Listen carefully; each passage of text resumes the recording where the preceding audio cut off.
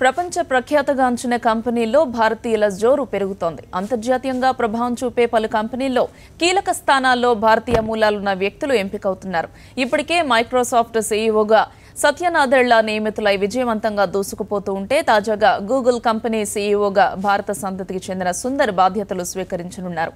మరోవైపు ప్రధానితో సహా పలువురు ప్రముఖులు సుందర్ను అభినందించారు.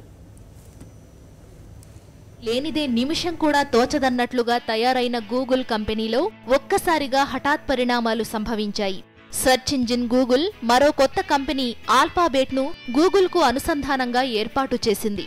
అంతేకాదు, ఈ గూగుల్ ఆల్ఫాబెట్ కంపెనీ సీఈఓగా భారత సంతతికి చెందిన సుందర్ పిచాయ్ని నియమించింది గూగుల్ యాజమాన్యం. ఈ సంస్థ ప్రతినిధులు సోమవారం అధికారికంగా ప్రకటించారు. చెన్నైకి చెందిన సుందర్ పిచాయ్ సీఈఓగా వ్యవహరించనున్నారు. గూగుల్ కోఫౌండర్ సెర్జరీ బిన్ ఈ సంస్థకు అధ్యక్షుడిగా ఉంటారు. చెన్నైకి చెందిన సుందర్ పిచాయ్ ఐఐటి ఖరగ్పూర్లో ఇంజనీరింగ్ పూర్తి చేశారు.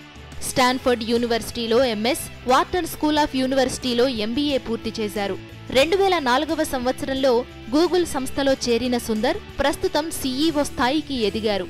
తమిళనాడులోని చెన్నైలో 1972లో జన్మించారు. స్టాన్ఫోర్డ్ విశ్వవిద్యాలయం నుంచి MS, Wharton School of Pennsylvania varsity నుంచి ఎంబీఏ పూర్తి చేశారు. టెక్నాలజీలో గూగుల్ను అత్యంత వేగంగా వృద్ధి చెందాలంటే మరో కంపెనీ ప్లోట్ చేయాల్సిన అవసరం ఇప్పుడు గూగుల్కు వచ్చింది.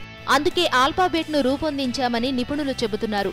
గూగుల్ సెర్చ్ ఇంజిన్కు పోటీగా ఇప్పుడు సత్య నాదెళ్ల ఆధ్వర్యంలోని మైక్రోసాఫ్ట్ బింగ్ సెర్చ్ ఇంజిన్ను మరింత బలోపేతం చేసేలా ప్లాన్లు రూపొందిస్తోంది. దాన్ని ఢీకొట్టి గూగుల్ తన స్థానాన్ని పదిలపరుచుకోవాలంటే పోటీ తప్పనిసరి అయిందని, అందుకే ఆల్ఫాబెట్ కంపెనీ అని మరికొంతమంది నిపుణులు చెబుతున్నారు. సీఈఓగా పిచాయ్కి బాధ్యతలు అప్పచెప్పడానికి కారణం బ్రౌజర్ నెట్వర్క్లో 10 సంవత్సరాలుగా Firefox, Navigator, Netscape, Microsoft Internet Explorer బ్రౌజర్లు రాజ్యమేలుతున్న తరుణంలో గూగుల్ రూపొందించిన క్రోమ్ సక్సెస్ కావడమే. కేవలం 7 సంవత్సరాల్లోనే పిచాయ్ బ్రౌజర్ నెట్వర్క్లో 56% వాటాను క్రోమ్ దక్కించుకునేలా చేశారు.